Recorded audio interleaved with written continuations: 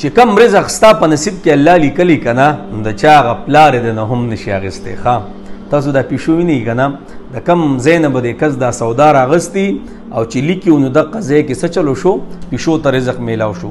زکریا رحمت الله علیه واقعي لیکلې ده جناب مخکې خو به چونکې دا قافلې وي، اوس خو دا جهازونه دي او دا بسونه دي د یو ملک نه بل ملک ته وغیره، هغه ټایم کې خو به قافلې وي، دوخانو قافلې به روانې شوي او د یو ملک نه به بل ملک ته په میاشتو میاشتو سفر یې کولی. نو جناب یو قافله روانه وه او دا قافله به د غلو یو ګروپ دا قافلې به لوټ کولې.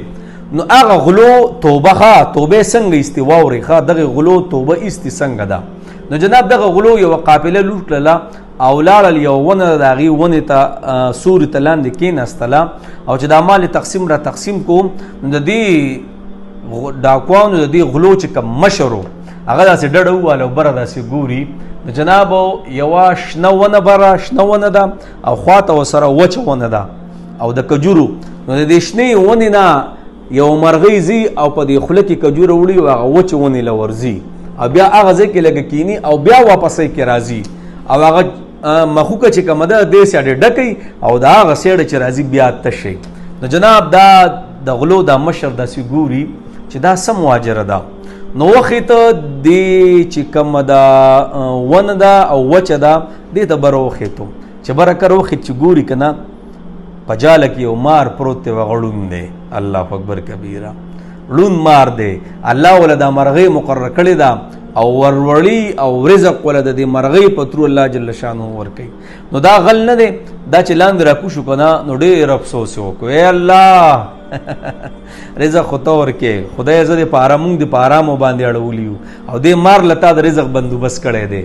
ټول خپل خلک کسان راټول کړله او خپلې تورې هر څه ختم کړل او توبې ویستلې. توبه چې باز نن نفس په مونږ غلاګانې نه کو جناب د هغه وخت اولیات الله جل شانه ویستل. نو زه تاسو هغه خلکو ته ویم چې کم خلک کوی جناب چې دو نمبري نه کې برکت پکې نشته.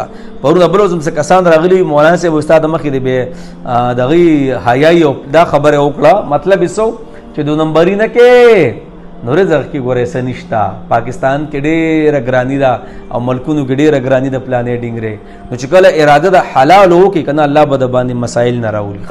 یو بیماري د باندې راوسته دنیا پیسې به نه لاړې شي، یو دشمني د باندې راغله که نه بل ورځ یو حاجي صاحب راغلی او کم سے کم 45 لک روپۍ زمونږ وي په 8 میاشتو کې لاړې والوتې په دشمني وروغ او پلانې ډینګرې. نو چې دغه کیسونه د باندې الله راولي نو بیا نو کته حلال ګټي دغه حالات په د باندې الله نه راولي. نو جنابو بچا چې دی الله دې پیسې نه کی غرض میدان دی چې لګي د حلالو کو دنیا کې دی تنګسي زندگی آخرت بدل الله جل شانه خو کی او خپل بچو ته دې سکو خپل بچو ته د دنیا سکروټي نه پریدو. نو هر ځای چې کوي د حلال رزق ګټه الله به دنیا او آخرت د لخيسته کوي. اګه دنیا تنګ منګي نو آخرت خوشته